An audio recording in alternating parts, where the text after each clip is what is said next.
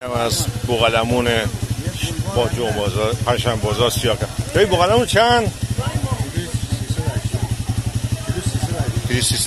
کیلو 380.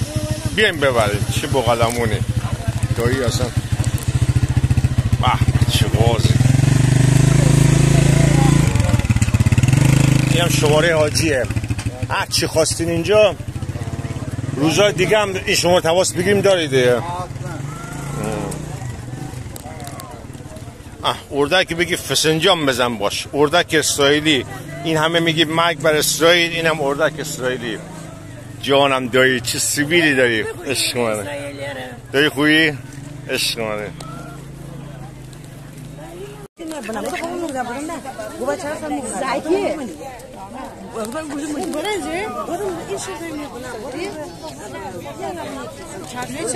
اردک چنده؟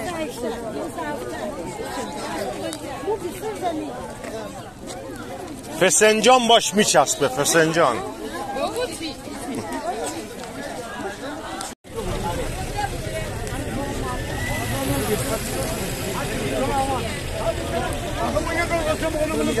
واو اسلام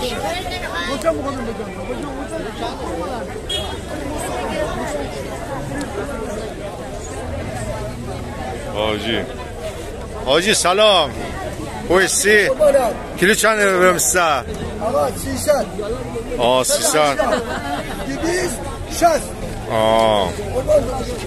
چش مرگ بر اسرائیل. اینم اردک اسرائیلی. هیچ موقع یاد اسرائیل اگه میخوای اسرائیل از بین ببری بیا اردک اسرائیلی بخر. واقع در پنجشنبه بازار سیاکل در 15 کیلومتری لایجان.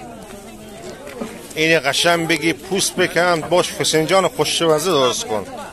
چه فسنجانی.